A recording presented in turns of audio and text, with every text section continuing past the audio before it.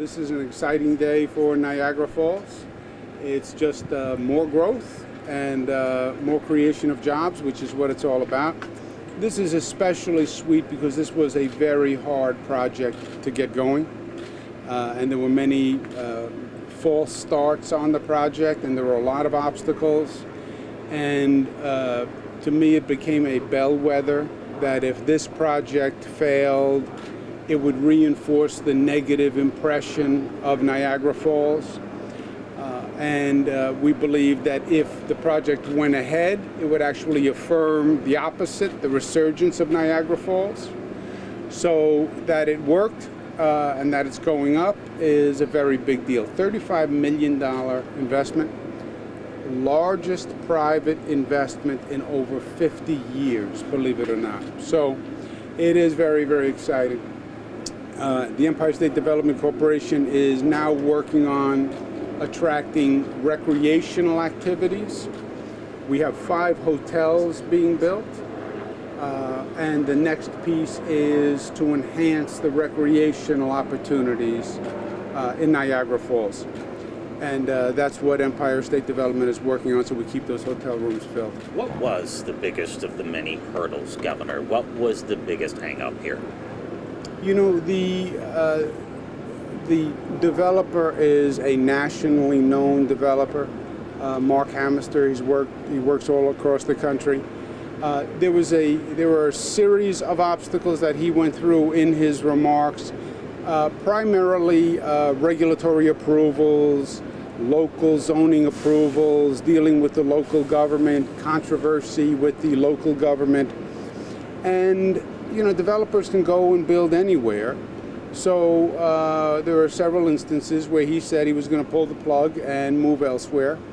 We were able to sort them through and move forward. Wasn't it a money thing? Or no, he couldn't get the money?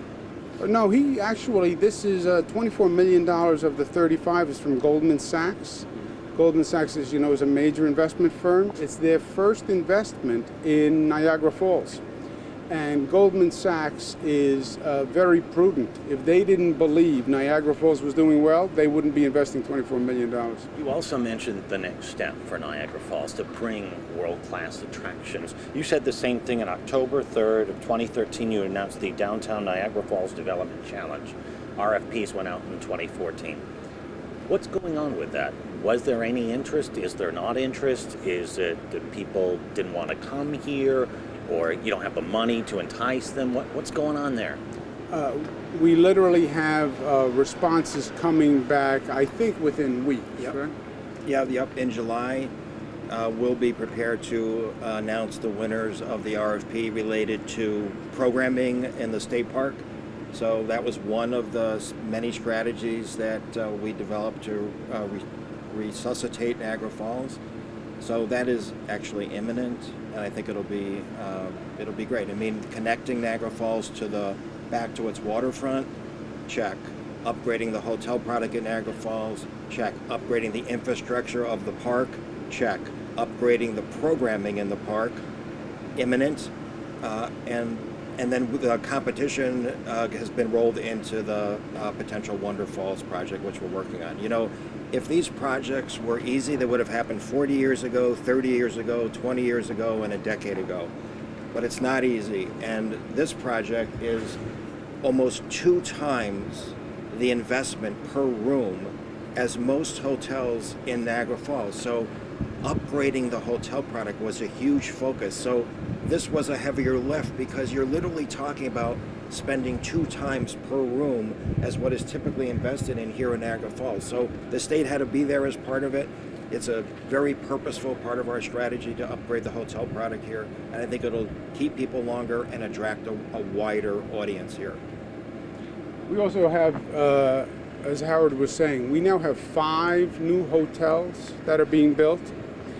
That is actually going to increase the number of recreational activity type businesses that would be attracted, because now we have the capacity.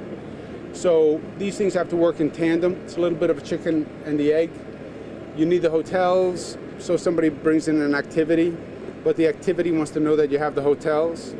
and we were starting very low on both. We now have the hotel capacity, all top-end hotels, by the way, which is exciting. So it's going to make it more attractive for the recreational activities. Governor, are you supporting a full Democratic takeover of the Senate this fall? And does that include the IDC coming back to the mainline conference? Yeah, it's too early for any political conversation about that. Right now, we have a Democratic convention coming up for Hillary Clinton, and that's what I'm focused on. Wait, look, talking about Steve Pigeon, I've seen a lot of stories talking about your relationship with him without your comment really in it. Can you talk about what your relationship with Mr. Pigeon is and your reaction to his recent indictment? He supported me. I ran for governor the first time in 2001, and he supported me in 2001 as the chairman of Erie County, which I appreciated at the time. And I've heard about the indictment, and justice should be done, and we have zero tolerance for anyone who has broken the law in any way or diminished the public integrity. So let the process proceed.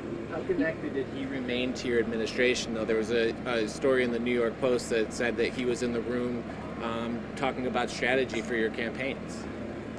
Yeah, well, that story was not correct, and I have no comment on the reporter or the paper. But he was never part of the administration. He never worked for my administration. He never worked in government, as far as I know. You've been pretty vocal about the key bank deal. What are your reactions to these latest developments? Well, the key bank deal, the simple point for me is this. We're working very hard to create jobs in Buffalo. The last thing we want to see is a loss of jobs in Western New York. We also don't want to see a loss of access to banking services. And our concern is when these two institutions merge, will you lose branches, will you lose access, and will you lose jobs? On that basis, I sent a letter to the federal government and the state banking regulators raising questions to oppose the merger. I understand now that the bank has a new proposal where they believe they may minimize the loss of jobs. That would be a good step. That's what we're looking for. I have to go through the proposal, and I'd like to speak to the bank officials. And also, I want to make sure that we don't lose the access to banking services. You know, people in rural communities in upstate New York, access to banking services is very important. And I want to make sure that's not minimized either. I know Senator Schumer and Congressman Higgins have been working on this, and we thank them very much for their hard work and efforts. And I look forward to talking to the bank officials about the actual plan. Governor, if I could just get back to the Pigeon probe just quickly. A judge who pled guilty to taking bribes in relation to Pigeon is still going to get his pension. Does this ramp up your ethics reform campaign next legislative session? You know, I believe in a very expansive pension forfeiture legislation. If you are working for the public and you get convicted of a crime that is a violation of the public trust, I don't think you should get a pension, period. Because it adds insult to injury. You're working for the public, you're getting paid by the public, and then you violate that trust, you violate that relationship. Why should the taxpayers then fund your pension? So we passed pension forfeiture this year. I would make it as broad as possible, and I've been very aggressive on this. Thanks, Have you guys. received any update on the Tesla Solar City merger? Have you talked with Elon Musk about that? You No. talk about the ducks? My hometown has one of these duck derbies right along the Erie Canal. Brockport, I'm sure you're familiar with it. And they were told by the state that they couldn't do it. And there's some lawmakers saying we got to change it. I imagine you might have the authority to figure this out. Get in there and roll up your sleeves and fix it, as they say.